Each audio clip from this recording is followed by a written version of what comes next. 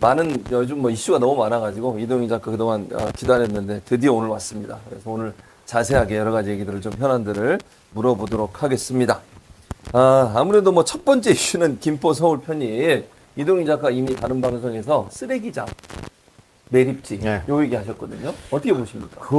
저는 사실은 예. 이게 음모론적 시각에서 던진 거예요. 그래요? 예. 그리고 이 당에서는 이런 걸로 이슈화 시키면 안 된다. 그렇게 우리 같은 사람이 이야기해야 된다. 그런데 일주일 지났더니 막 뉴스에 막 나오더라고. 야, 그래서 내가 이렇게 영향력이 있었나 뭐 이런 생각도 들고. 그런데 보니까 김포시장이 먼저 던졌더만요. 그 얘기를 맞아요. 던졌다가 자기가 다 나는 모르고 한 얘기였거든. 그래서 이거는 오늘 그 유정복 인천시장이 자기 당 일임에도 불구하고 이거는 선거 전에 급조된 이게 설계된 거고 말도 안 된다 이렇게 강하게 비판했거든요. 사실 그게 맞는 거예요. 현실 불가능하잖아요. 예. 맞죠. 그러니까 현실 불가능. 당에서 어차피 법을 바꿔야 되는데 민주당이 다수당인데 어떻게 국민이 그리고 경기도도 오케이 해야 되고 서울도 오케이 해야 돼요. 불가능해요. 그리고 김포만 받아들인다? 옆에 그 고향은 가만히 있어요? 광명은 어떻게 해? 구리는 어떡합니까? 과천은 가만히 안 있거든 다. 그러므로 저거 진짜 다 도쿄처럼 메가시티가 되는데 그러면은 늘 우리가 주장했던 지역 균형 발전, 지역이 살아야 된다. 지방 소멸하고 반드시 막아야 된다. 이거 다 허황된 거잖아. 그러면 당장 부산에서 굉장히 큰 반발을 하고 있거든요. 그러면 민주당은 이거를 지금 민주당 아무런 대답도 하고 있지 않잖아요. 역풍 불까봐. 그러지 말고 부울경 그다음에 충청 여기를 엮어서 역공을 해야 됩니다. 메가시티도 좋고 세종 행정수도 만들어서 충청을 키우려고 했는데 국민의힘이 저렇게 자꾸 서울을 키우려고 해갖고 안 된다. 부울경 메가시티 만들려고 했는데 국민의힘이 자꾸 저래서 안 된다. 이렇게 해서 그 민심을 자극해서 지난번 총선에서 어쨌든 범 여건이 180을 얻었는데 그 이상 하기가 쉽지 않잖아요. 그렇죠. 지역별로 따지면 뺏어올 때는 부울경하고 충청밖에 없어요. 딱 좋은 거야. 그래서 민주당 가만히 있지 말고 오히려 역공을 펼쳐라. 부울경과 충청의 민심을 자극해야 돼.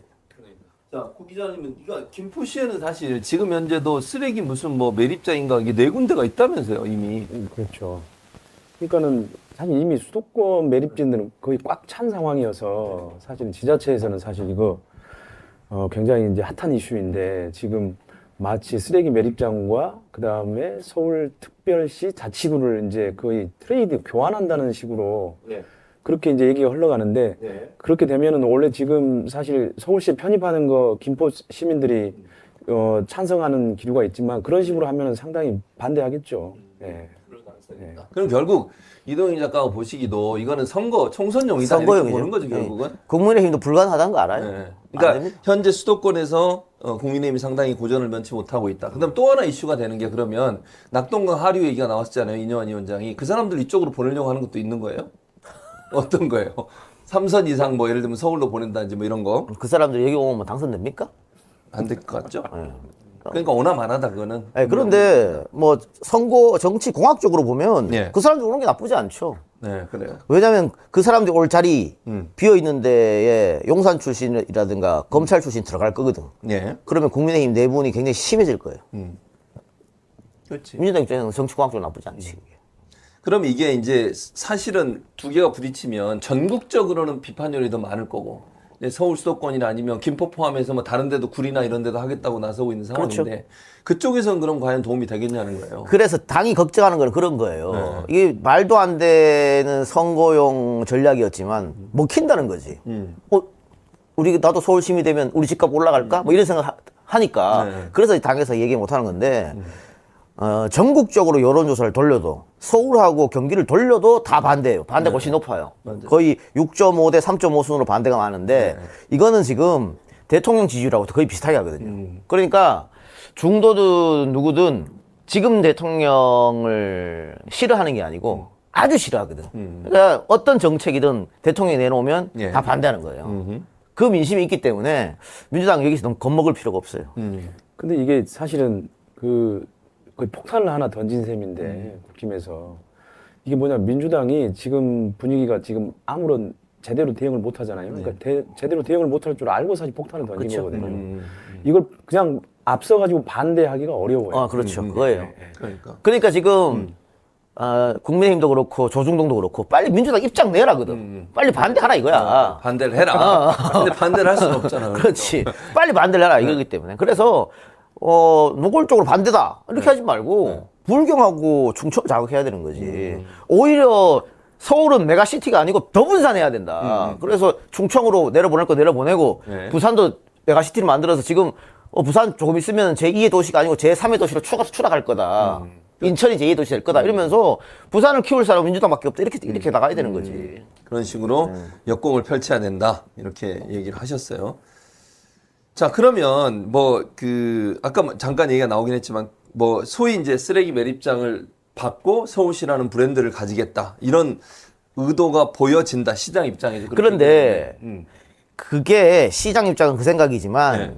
김포 시민들이 서울이 되면 네.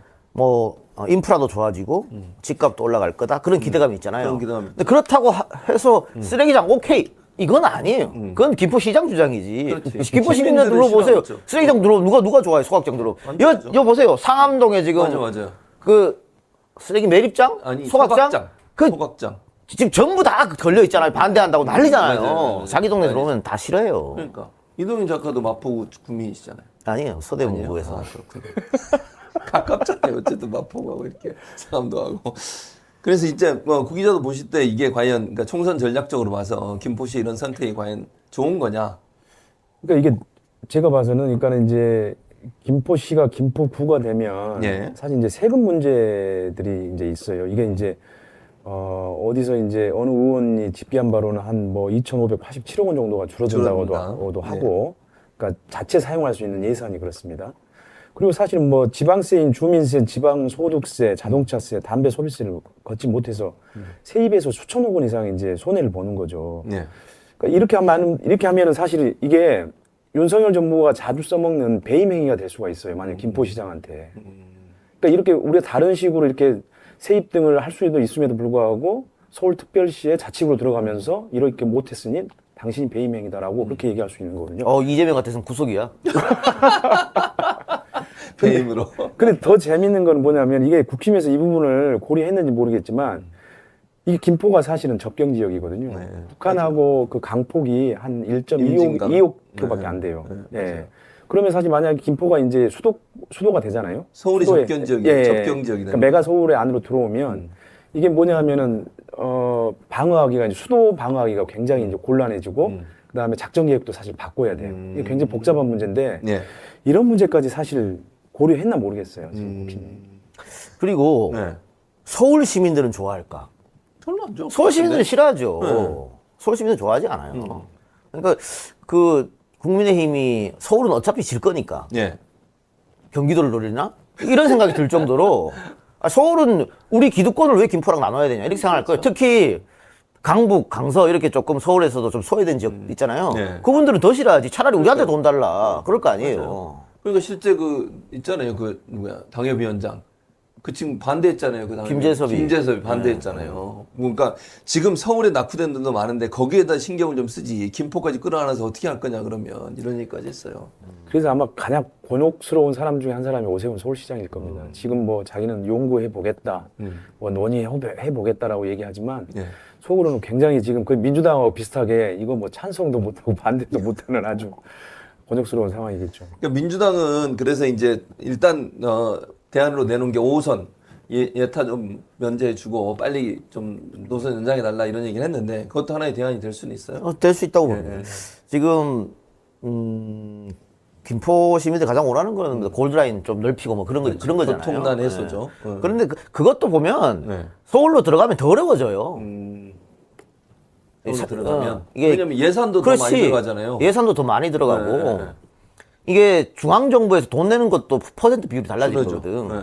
맞아요. 그러니까 오히려 민주당에서 그걸 노리는 게 더 그렇죠. 낫다고도 봐요. 그러니까 7대 3인데 이게 원래 7이 중앙정부고 3이 자치시고 근데 6대 4가 되면서 6을 서울시에서 내야 되고 4를 정부에서 내야 되는 상황이 되니까 더 많이 돈을 내게 되는 거죠. 그리고 지금 교통 문제 가지고 출퇴근하는 사람이 가장 많다 김포가. 네. 국민의힘이 그걸 명분으로 삼았는데 네. 알고 보니까 10위더만 10위. 맞아요. 네. 다른 동네가 훨씬 더 훨씬 많이 많아요. 출퇴근하고. 고양인가 일산이 제일 많고. 그렇죠. 사실 거기는 전통적으로 사실은 그 서울에 바로 외곽에 지어진 신도시였기 때문에 네. 그다음 지난번에 이제 성원석 의원이 장동혁 의원에게 김포 다음으로 공매도를 던지겠다 이슈를 던졌잖아요. 그래서. 던졌죠. 예. 그래서 오늘 주식 많이 올랐어요. 아 그래요? 그리고 공매도 금지했잖아요. 근데 그거는 뭐 대선 때 이재명 후보도 했었던 그렇긴 하죠. 거였거든. 예, 예. 약간 그러니까 차이가 있긴 하지만. 예. 자기들이 몇 개 카드를 가지고 지금 어쨌든 민심도 악화되고 대통령 지지율은 안 나오고 정말 뭐 민주당이 싹쓸이할 가능성도 있고 그 위기감 느끼니까 몇 개의 이런 잔머리 굴릴 전략을 갖고 있었던 것 같아요. 그걸 지금 하나씩 하나씩 푸는 거지. 그리고 뭐 대통령 시정 연설 등등 해갖고 지금 분위기가 국민의힘 나쁘지 않거든요. 네. 지지율도 지금 올랐잖아요. 대통령 지지율하고 국민의힘 지지율 똑같이 동시에 올랐어. 민주당 지지율은 좀 빠지고. 근데 이렇게 이거는 단기간 처방이잖아요. 지금 뭐 이준석이 뭐 서울에 환자가 있다고 했지만은 중증 환자예요. 중증 환자를 단기간 몰핀 몇 방 놔준다고 해서 낫지 않습니다. 그래서 완전한 처방이 되려면 대통령 국정 기조를 바꿔야 돼요, 아예. 근데 그게 안 바꾸죠. 안 되지. 김건희부터 나오지 말아야 돼요. 안 되잖아. 안 되기 때문에 너무 뭐 지금 지지율 약간 오른 거에 대해서 일희일비할 필요 없다고 봅니다. 그럼 이게 공매도 이슈 던진 거는 총선 전략으로 도움이 될까요? 국민의힘한테? 도움이 되죠. 왜냐하면 사실